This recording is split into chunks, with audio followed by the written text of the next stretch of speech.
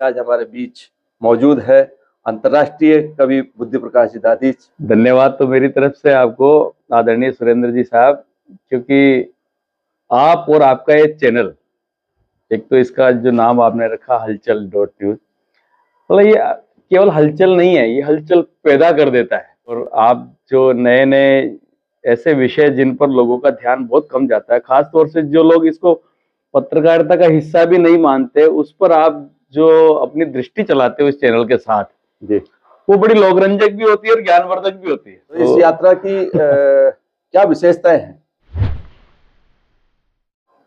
नमस्कार, मैं हूं सुरेंद्र जोशी और आप देख रहे हैं हलचल डॉट न्यूज। एक लंबे अरसे के बाद हम आपसे फिर मुखातिब हुए हैं और इस बार मुखातिब होने का एक बहुत अच्छा विषय हमारे पास में है। केकड़ी क्षेत्र के लिए भी एक बहुत बड़े गर्व की बात है। एक अद्भुत यात्रा 1 दिसंबर को यहाँ से रवाना हो रही है, जो यहाँ से करीब 225 किलोमीटर दूर चित्तौड़गढ़ जिले में सांवलिया सेठ के दरबार में पहुंची। आमतौर पर जब पदयात्राओं का जिक्र होता है तो ये लगता है कि पदयात्रा जब रवाना होगी तो कई जगह उसका पड़ाव होगा, कई जगह मुकाम होगा, ठहराव होगा, भोजन बनेंगे, कई तरह के व्यंजन बनेंगे। मगर ये पदयात्रा इसलिए भी काफी अहम है कि इस पूरी पदयात्रा के दौरान लगातार 7 दिन की ये पदयात्रा है और इस पदयात्रा के दौरान एक भी दिन यानी लगातार 7 दिन तक प्रत्येक पदयात्री को, जो पदयात्री नहीं है एक तरह के साधक है, उन्हें केवल नींबू पानी और शहद पर निर्भर रहना होगा।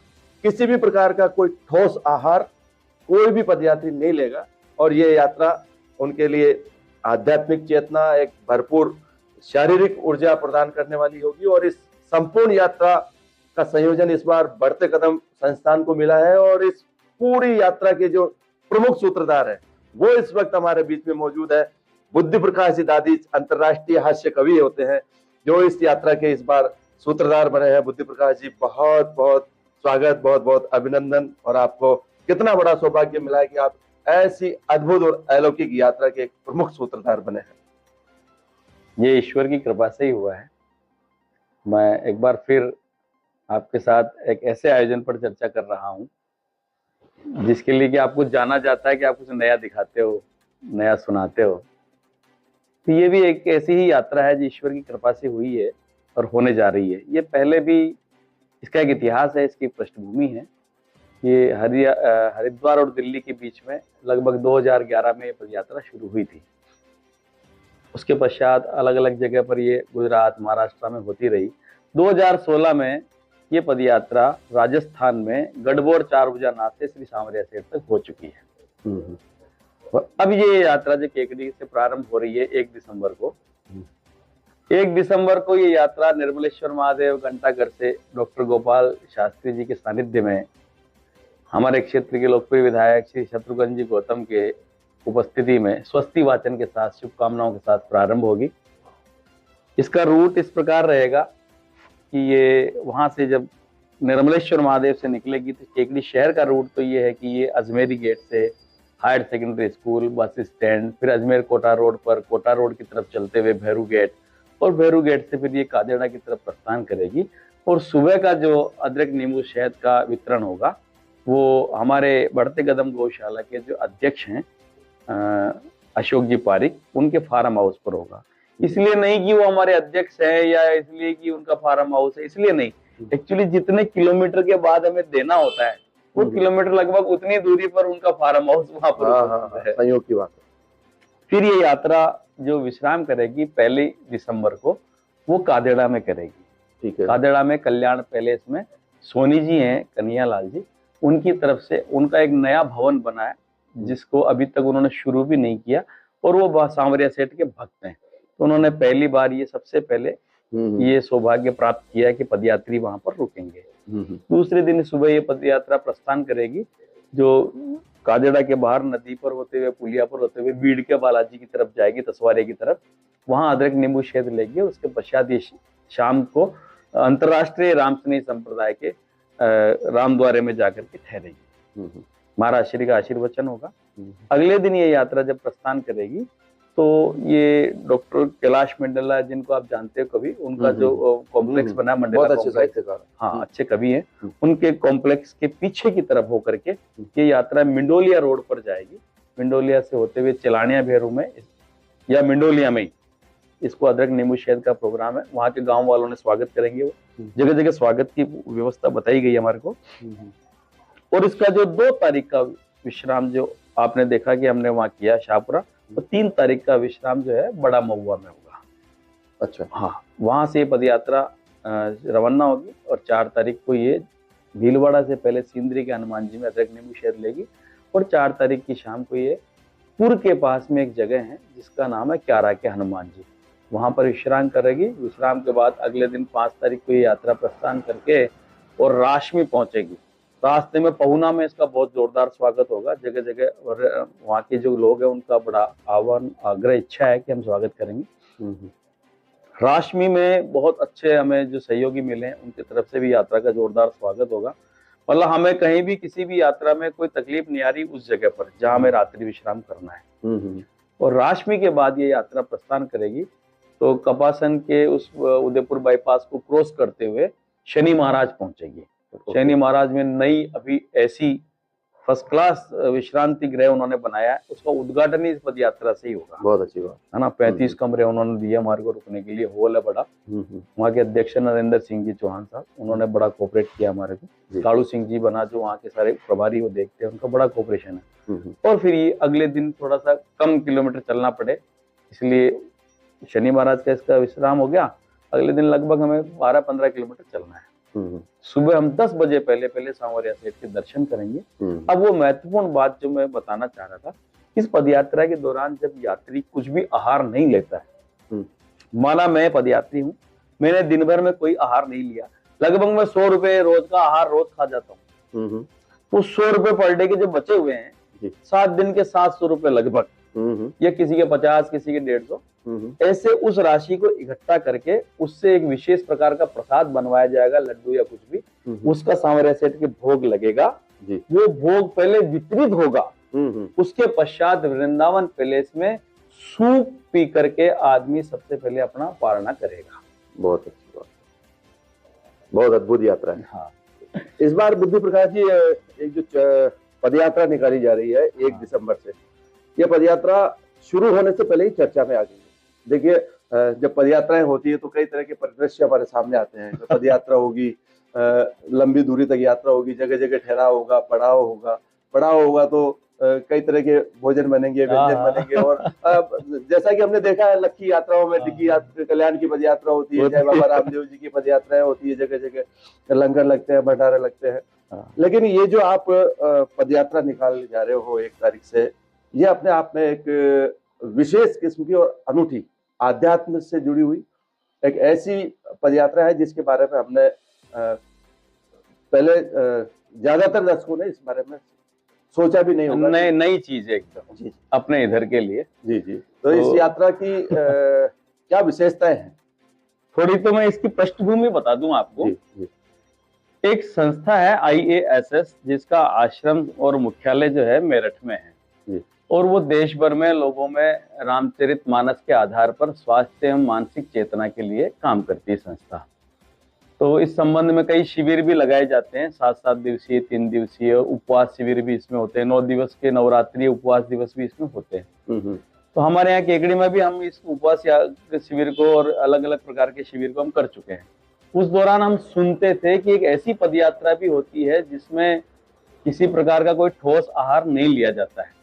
अब इसकी पृष्ठभूमि ये है कि बहुत वर्षों पहले हृदय नारायण जी योगी महाराज, जिनके सानिध्य में ये पूरा विचार फला फूला जी, तो योगी जी महाराज के साथ लगभग 70 आदमियों ने ये प्रयोग शुरू किया, और ये दिल्ली से लेकर हरिद्वार या हरिद्वार से लेकर दिल्ली तक की एक पदयात्रा हुई थी जी।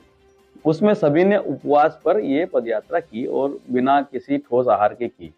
केवल एक बार सुबह अदरक नींबू शहद, एक बार अदरक नींबू शहद वो शाम को लेते थे, और वो यात्रा आश्चर्यजनक रूप से सुपर हिट हुई।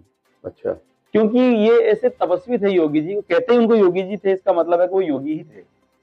तो वो ये सोचते थे कि उपवास करने से केवल शरीर का शोधन ही नहीं होता है, उपवास करने से मन बुद्धि चित्त का शोधन भी होता है। तो उन्होंने पहली बार ये प्रयोग किया कि क्या उपवास करते हुए आदमी को केवल पड़े रहना चाहिए, क्या उपवास करते हुए आदमी को चिड़चिड़ा रहना चाहिए कि आज तो मेरा उपवास है, मेरे को काम मत बताना। क्या उपवास करने वाले आदमी को ऐसा जीवन जीना चाहिए कि लोग उसको दया भाव की दृष्टि से देखें, आज तो बेचारे का उपवास है, आज तो ये कुछ कर ही नहीं सकता। इन सारे मिथकों को तोड़ते हुए आत्मविश्वास की एक ऐसी अभिन्न ज्वाला उन्होंने पैदा की कि उपवास करने वाला तो बहुत तेजस्वी होता है, उसके पास बहुत शक्ति होती है। दूसरी बात, उनको ये प्रूव करना था, क्योंकि वो एक मिशन पे काम कर रहे थे कि भोजन करने से शक्ति नहीं आती है।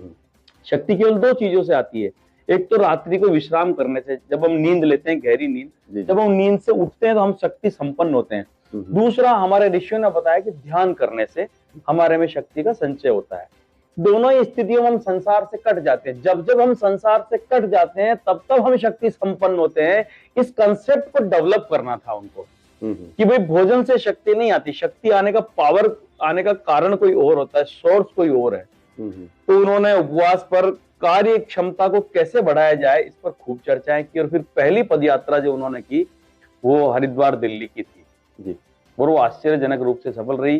किसी भी आदमी को कोई बुखार नहीं, बीमारी नहीं, कुछ नहीं। लेकिन इसका कुछ नियम बनाया उन्होंने, क्योंकि जब भूखे पेट हम यात्रा करते हैं तो विभिन्न प्रकार के रासायनिक क्रियाएं शरीर में होती हैं, बरोबर, तो गैस में तब्दील हो जाती है। पुराना जब मल पड़ा हुआ होता है उससे गैस बनती है। तो उसका तरीका ये है कि एक बार इसमें सुबह एनिमा लेना चाहिए, एक बार शाम को एनिमा लेना चाहिए। ओके, तो पदयात्राएं होती है, ये पदयात्रा इसलिए भी काफी महत्वपूर्ण है कि एक तो पैदल चलना और कुछ खाना पीना नहीं, ये इस यात्रा की बड़ी अद्भुत शर्त है। और जैसा कि कहा जा रहा है कि केवल नींबू पानी और शहद, इनके अलावा और कोई आहार लेना नहीं है। तो किस तरह से संभव होती है इस तरह की पदयात्रा? देखो, ईश्वर की कृपा के बिना तो कुछ भी संभव नहीं है जी। पहली चीज तो ये है कि हमें सहजता पूर्वक परमात्मा की शरण में अपने आप को समर्पित करना होता है। उपवास का मतलब ही है कि मैं तेरे नजदीक आना चाहता हूँ, तेरे नजदीक रहना चाहता हूँ। क्या बात? इसके लिए मुझे जो जो तू कहे वो सब मैं करने को तैयार हूँ। ऋषियों ने माना कि शरीर से बड़ा यंत्र कोई नहीं इस ब्रह्मांड में। अगर ये पवित्र और शुद्ध हो जाए तो शुद्ध चेतन परम तत्व है, उससे संपर्क करने में अंदर रहने वाले तत्व को अधिक परेशानी नहीं होती, वो मिला हुआ ही रहता है और एक सच्चिदानंद का एक आनंदमय अनुभव होता है, मनुष्य को होता है। देखो, इस पदयात्रा के लिए मैं निजी तौर पर कुछ बातें कहूंगा आपको जी। पहली बात तो ये कि मेरी जिज्ञासाएं बहुत हैं इस तरह की कोई नई चीज, जैसे आपको रहता है कि यार मैं कुछ ऐसी चीज बताऊं मेरे दर्शकों को, तो मेरे भी मन में रहता है कुछ जीवन में ऐसा कुछ आए यार जो अपन ने नहीं किया हो और बहुत कम लोग करते हुए लोग नहीं करते हो, जो होना चाहिए पॉजिटिव और संसार के कल्याण के लिए। बरोबर, तो ये भावना मन में थी। तो इस उपवास पदयात्रा के लिए मैं सुनता था।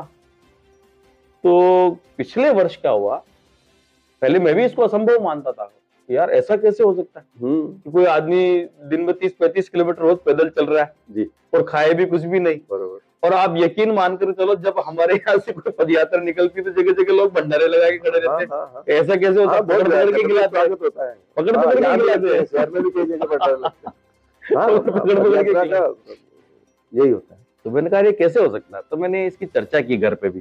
तो पिछले साल क्या हुआ, केकड़ी से इस पदयात्रा में 3 साधक गए थे। अच्छा, एक तो मेरा छोटा भाई ज्ञान प्रकाश जी, वो इस पदयात्रा को करके आया। दूसरा मेरी श्रीमती मधुलिका दादी, वो इस पदयात्रा को करके आई। और तीसरे एक ओम प्रकाश जी शर्मा, जो गुजरगोड़ ब्राह्मण समाज केकड़ी गौतम समाज के अध्यक्ष हैं जी, वो भी इस पदयात्रा में गए थे। अच्छा, तो इनका अनुभव मुझे सुनने का मौका मिला। तो मैंने कहा यार कैसे भूखे तुम लोग रह गए। तो इन्होंने जिस उत्साह से बताया कि गए जब इनका वजन कम था, आए तो वजन ज्यादा था। अच्छा, मैंने कहा यार ये कैसे हो सकता है? खाने से आदमी को वजन बढ़ना चाहिए। तुम नहीं खा रहे हो, सुबह शाम एनिमा ले रहे हो, उसके बाद तुम्हारा वजन कैसे बढ़ गया? अच्छा, बोला प्रमाणित है, आप देख लो। हम जाने के पहले हमारा वजन करा के गए, आने के बाद हमने वजन किया, हमारा शरीर आप देख लो आप। तो फिर मैं जो सोचता था, मैंने कहा यार बॉडी में पावर आई, आखिरकार होता क्या होगा। मैंने कहा तुम कितने घंटे सोते थे? बोले 2-3 घंटे, 4 घंटे अधिकतम। अच्छा, तो फिर मैंने सोचा, क्योंकि अपन प्रैक्टिकल लोग हैं, कुछ ना कुछ सोच ही लेते हैं करने के लिए। मैंने कहा 30-35 किलोमीटर चला हुआ भूखा पेट आदमी इतना थक जाता होगा, तो जाते ही उसको गहरी नींद आती होगी, तो उसकी सांसें हैं जो साली वो अपने आप नाभि के नीचे तक जाती होंगी। नाभि के नीचे तक जब सांस जाती है तो ऋषियों ने पहले ही प्रमाणित किया है कि बहुत सारे मिथक टूट जाते हैं, बहुत सारे विचार सपने जो होते हैं वो आना बंद हो जाते हैं। तो गहरी सांस आती है तो परम तत्व से संपर्क हो जाता है, संसार से संपर्क कट जाता है, तो व्यक्ति शक्ति संपन्न होता है। तो शरीर को जिन चीजों की जरूरत थी वो श्वास और हवा से ही पूरी हो जाती है। क्या बात है, वाकई बड़ी अद्भुत पद यात्रा है ये। तो ये केकड़ी से 1 तारीख को रवाना होगी, सांवलिया सेठ पहुंचेगी, करीब 225 किलोमीटर लंबी ये यात्रा है। तो इसमें कितने साधक इसमें शामिल हो रहे हैं? लगभग 115-16 लोगों की रजिस्ट्रेशन है हमारे पास। अब कभी कभी कोई किसी कारण से 1 आध 2-4 लोग रुक जाते हैं, नहीं पहुंच पाते, किसी की ट्रेन कैंसिल हो जाती है, कोई पारिवारिक कारण से रुक जाता है, तो लगभग 115 आदमी, 115-16 पदयात्री इस पदयात्रा में शामिल है। एक और जो रेखांकित करने वाली बात है, जिसको अंडरलाइन किया जा सकता है, कि इस पदयात्रा में 116-15 लोग जो शामिल है, उनमें से 100 करीब लोग वो 70 प्लस उम्र के हैं। हाँ, 70 प्लस के हैं, और ऐसे हैं जो उनमें से कई तो ऐसे जो पहली यात्रा से आज तक चल रहे हैं। अच्छा, हाँ, अच्छा, एक बात मैं रोकूंगा, ये इसकी यात्रा की शुरुआत कब से हुई? ऐसा सुना है मैंने कि लगभग 211 या सन 2011 या 12 में ये पहली पदयात्रा हुई थी। जी जी, दिल्ली हरिद्वार की। और इसका एक बड़ा इतिहास है, कुछ कुछ यात्राओं का मुझे ध्यान है कि ये महाराष्ट्र में भी खूब हुई है, शिरडी साईं बाबा के यहाँ हुई है, गुजरात में भी हुई है, द्वारकाधीश से सोमनाथ तक की पदयात्रा हो चुकी है, अहमदाबाद से वहां की अंबाजी तक की यात्रा हो चुकी है। 2016 में ऐसी ही एक पदयात्रा राजस्थान में गढ़बोर 4 बजानाथ से सांवरिया सेठ की हो चुकी है। अच्छा, हाँ। और इस बार ये पदयात्रा केकड़ी से सांवरिया सेठ की है। आपकी बार केकड़ी से सांवरिया सेठ की। कितने दिन लगने इसमें, कहाँ इस यात्रा का ठहराव होगा, कहाँ इस यात्रा का रात्रि विश्राम का पड़ाव होगा? 1 दिसंबर को ये यात्रा केकड़ी से प्रारंभ होगी, 30 तारीख नवंबर को ही सभी लोग महेश वाटिका में आ जाएंगे। रात्रि विश्राम उनका हल्का भोजन के साथ यहीं रहेगा। ओके। और 1 तारीख को सुबह ये पदयात्रा निर्मलेश्वर महादेव घंटाघर से स्वस्ति वाचन के साथ डॉक्टर गोपाल शास्त्री जी के सानिध्य में हमारे यहाँ के लोकप्रिय विधायक श्री शत्रुघ्न जी गौतम के द्वारा शुभकामनाओं के साथ प्रस्थान करेगी। अच्छा, डॉक्टर गोपाल शास्त्री जी मेरठ के हैं और इन्होंने केकड़ी में भी कई कैंप लगाए हैं। कई लोग जो है जटिल रोगों से परेशान थे, वो किस तरह के कैंप ये आयोजित करते रहते हैं। यहाँ भी कटारिया विश्रामशाला में, कटारिया ग्रीन्स में आपने भी उसके मुख्य सूत्रधार रहे हैं। तो किस तरह के कैंप इनके रहते हैं? देखो, जीवन में कुछ चीजें जब जब समझ में आ जाती है तो हमारे जीवन में बड़े बदलाव हो जाते हैं। डॉक्टर गोपाल शास्त्री भी पहले ऐसे ही एक 150 बेड के अस्पताल के इंचार्ज हुआ करते थे। फिर उनको पता चला कि ये धन वगैरह जो भी है ठीक है, आता जाता रहता है, चीजें समझ में आ गई कि मनुष्य की सेवा करनी चाहिए। तो उन्होंने इस साधना से जुड़ने के बाद अपने आप का जीवन जो है नौकरी वोकरी छोड़ के और मनुष्यों की सेवा में समर्पित कर दिया जी। और एक साधना जो है तप, सेवा और सुमिरन, ये 3 शब्दों के आधार पर ये रामचरितमानस को समेटते हुए चलती है। परमात्मा तत्व को प्राप्त करना ही मनुष्य शरीर का अंदर आना मूल उद्देश्य माना जाता है कि ये शरीर सबसे ऐसा शरीर है, ब्रह्मांड में ऐसी चीज दूसरी बनाई नहीं भगवान ने जिसमें रह करके परम तत्व का अनुभव किया जा सके, और इसका स्वस्थ रहना जरूरी है। और मनुष्य जो है शरीरम व्याधि मित्रम शरीर में कोई न कोई रोग लगे। हाँ, बरोबर। और सत्संग के अभाव में हम सब लोग लालच के वशीभूत होकर के इतना दौड़ते हैं धन संपत्ति पद प्रतिष्ठा के पीछे कि मूल चीज को भूल जाते कि हम क्या करने आए थे हरि भजन को होटल लगे कपास और फिर शरीर हो गया था बीमार। तो भगवान का भजन बीमार शरीर में हो नहीं सकता जी। तो शरीर को शुद्ध रखने के लिए तब सेवा सिमरन की एक साधना है। कोई बीमार हो भी गया है तो उसको निराश होने की जरूरत नहीं है, वो शरीर ठीक हो जाता है, क्योंकि शरीर का बीमार होना कठिन है, स्वस्थ होना तो बहुत सरल है। शरीर का बीमार होना कठिन है क्योंकि शरीर में भगवान ने इतने सारे वो क्या कहते हैं ना, वो जिससे पता लग जाता है थोड़ी दूर पे क्या होने वाला है, सिम्टम्स। हाँ, तो बॉडी के पास पहले से ही सब कुछ चीजें होती है। आप गर्मा गर्म कोई भी चीज नजदीक ले जाओ, जीभ के मना कर देगी वो। नाक के पास बदबू आ रही होगी, हट जाएगा नाक वहां से। उंगलियां किसी गर्म चीज को छुएगी तो मना कर देगी इसको मत खा। बरोबर। काफी सारी चीजें शरीर में भगवान ने बना के भेजी ऐसी, लेकिन फिर भी शरीर जो है बीमार हो जाता है। अभी आपको ध्यान हो, एक बहुत बड़ी घटना घटी है। अच्छा। और आपके अखबार में भी वो खबर छपी थी। नवजोत सिंह सिद्धू एक सेलिब्रिटी पर्सन है इंडिया के। जी जी। उनकी मिसेज डॉक्टर नवजोत, उसका नाम भी नवजोत ही है। उनको कैंसर हो गया और वो कैंसर होने के बाद काफी सारे डॉक्टर्स को दिखा करके परेशान हो गए, उसको कोई भी इलाज उनका नहीं हो रहा था। अंततोगत्वा इसी प्रकार की नेचुरोपैथी की शरण में वो गए और उन्होंने इन्हीं चीजों को फॉलो करना शुरू किया। अच्छा। कि भोजन को कैसे करना चाहिए, कितने ड्यूरेशन के बाद करना चाहिए, कितनी कितनी चीजें के बाद खानी चाहिए। संयोग से वो ठीक हो गई। तो मेडिकल कंपनीज ने और मेडिकल एसोसिएशंस ने उन पर क्लेम ठोक दिया। अच्छा। तो आप सिद्ध करिए कि आप ऐसा करने से ठीक हुए हो, दवाई लेने से ठीक नहीं हुए। वरना पे 850 करोड़ रुपए का क्लेम है। ओह हाँ। अच्छा। और नवजोत सिंह सिद्धू को प्रूव करना है कि ये बिना दवाइयों के खाने पीने की पद्धति को ठीक करके ही इस स्वास्थ्य को प्राप्त किया है। अच्छा, बड़ी उपलब्धि है सर। यानी हमारे ऋषियों ने तो पहले ही कहा था ये सब। हाँ। हमारी साधना ये काम पहले से ही कर रही है। बिल्कुल सही है। और आप बहुत सौभाग्यशाली हो जिसको ये ऋषि परंपरा का निर्वहन करने का या इसको आगे बढ़ाने का अवसर मिल रहा है। बढ़ते कदम संस्थान इस बार इस यात्रा के संयोजक है। किस तरह की तैयारियां संस्थान ने की है और कितना उत्साह इस यात्रा को लेकर सभी संस्थान के पदाधिकारियों में है, कार्यकर्ताओं में?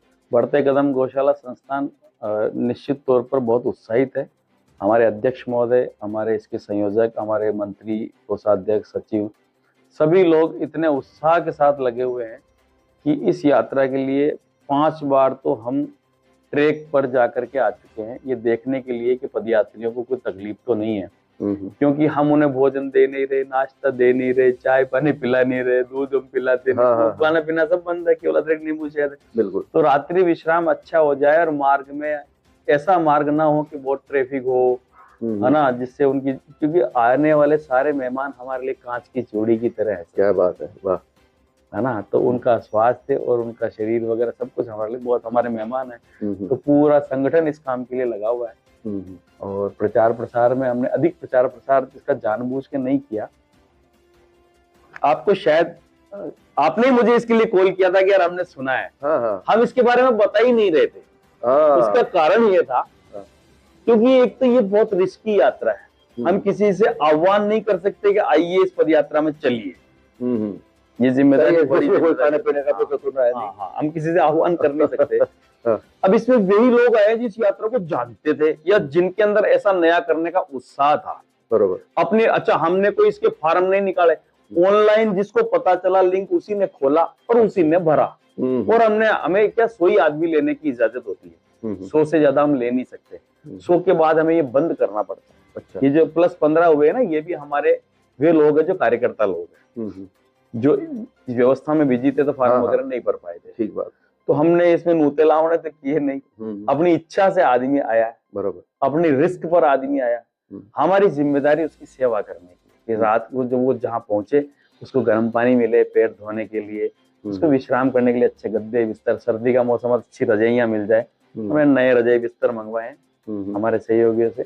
उसके अलावा हमारे 2 ट्रक इसमें साथ चलेंगे। एक में हमारे वे सामान होंगे जो अदरक नींबू शहद बनाने के काम आते हैं। गर्म पानी करने के लिए भगोना है, भट्टी है, शहद के डिब्बे हैं, नींबू है, उनको नींबू का रस निकालने की मशीन है। उसके अलावा जो बाहर से 100 लोग, 125 लोग आ रहे हैं, हर आदमी अपने साथ कम से कम 2 लगेज लेके आएगा। एक ट्रॉली बैग भी होगा और कुछ सामान बैग लेके आएगा। लगभग 150-200 बैग रखने के लिए हमें एक अलग से ट्रक चाहिए होता है। एक ट्रक हमने अलग किया हुआ है। अच्छा, तो कुल मिला के सारी तैयारियां चाक चौबंद है। और अब ये इस अद्भुत क्षण की अब उल्टी गिनती शुरू हो गई, क्योंकि आज 29 तारीख तो हो ही गई, 29 नवंबर है। 24 घंटे बाद, 50 घंटे बाद ये यात्रा शुरू होगी। तो किस तरह का संदेश आप हमारे चैनल के जरिए केकड़ी शहर को, केकड़ी क्षेत्र को और इस अद्भुत और अलौकिक यात्रा को लेकर आप हमारे दर्शकों को देना चाहिए? एक तो मैं हलचल.न्यूज के माध्यम से जो भी लोग इसको देख रहे हैं, सुन रहे हैं, उनसे विनम्र प्रार्थना करता हूं कि ये पदयात्रा 1 तारीख को 1 दिसंबर 2024 रविवार सुबह 8 बजे निर्मलेश्वर महादेव से प्रस्थान करेगी। तो अधिक से अधिक संख्या में आप सब लोग वहां पर पधारें और स्वस्ति वाचन के साथ शुभकामनाएं इस यात्रा को दें।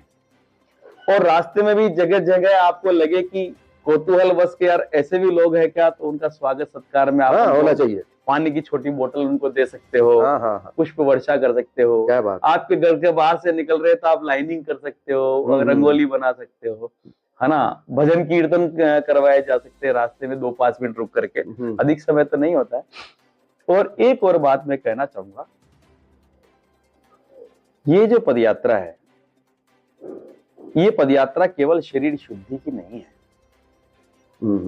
ये पदयात्रा करते समय हमारे ऋषि मुनि भी कई कथा मैंने सुना था एक बार, अब परम पूज्य जगदीशपुरी जी महाराज साहब ने भी एक बार कहा था, लोग मंदिर जाते हैं, परिक्रमा करते हैं, परिक्रमा में पैदल ही चलते हैं, पैदल चलते चलते जाने कौन कौन सी बातें करते रहते, जाने कौन कौन से विचार आते रहते हैं। तो उनकी क्या जरूरत है यार, जब तुम परिक्रमा कर रहे हो, अर्थात परिक्रमा उसके चारों तरफ की जाए जिसको केंद्र में रखा गया है। आपने जिसको केंद्र में रख लिया तो फिर चर्चा उसी की होनी चाहिए। सही बात। इस पदयात्रा में चर्चा उसी की हो, सांवरिया सेठ की हो, जिसके लिए पदयात्रा हो रही है। व्यवस्थाएं वगैरह सब माध्यम है, ये बनती बिगड़ती रहती है, कम ज्यादा अच्छी बुरी हो सकती है। पदयात्रियों से भी मेरी प्रार्थना है, क्योंकि इस तरह की यात्रा में इस मौसम में अच्छी व्यवस्थाओं को देना, रात्रि विश्राम की व्यवस्थाओं को देना बहुत कठिन था। शादी विवाह के दिन सही बात। और फिर 30 किलोमीटर बाद ही आसपास ही देना, उस लोकेशन पर जगह मिले न मिले, हमने हमारी तरफ से दी बेस्ट करने की कोशिश की है। बाकी पदयात्रा का मुख्य उद्देश्य परमानंद की प्राप्ति ही है। क्या बात है। बहुत बहुत शुभकामनाएं बुद्धि प्रकाश जी आपकी इस अद्भुत और अलौकिक यात्रा को लेकर। हलचल.न्यूज की ओर से, हमारे सभी दर्शकों की ओर से, केकड़ी क्षेत्र के लोगों की ओर से, तो हम भी इस चैनल के जरिए आपसे निवेदन करेंगे कि यह यात्रा केकड़ी क्षेत्र के लिए एक अद्भुत सौगात लेकर आई है हम सभी को। जैसा कि अभी बुद्धि प्रकाश जी ने कहा, यात्रा के शुभारंभ पर 1 दिसंबर को निर्मलेश्वर महादेव मंदिर पर एकत्रित होना है, सभी यात्रियों का स्वागत करना, और जगह जगह जहां जहां से ये यात्रा निकलकर सांवरिया सेठ के दरबार में पहुंच रही है, हमें पूरे यात्रा मार्ग पर सभी यात्रियों का भरपूर गर्मजोशी के साथ में स्वागत करना चाहिए, क्योंकि ये यात्रा एक बहुत बड़े उद्देश्य को लेकर आयोजित की जा रही है। निश्चित तौर पर सांवरिया सेठ सभी पदयात्रियों की मनोकामना पूरी करेंगे और उन्हें ऐसी अद्भुत शक्ति देंगे कि वे इस यात्रा में साल दर साल लगातार जुड़ते रहें। बहुत धन्यवाद सर, थैंक यू।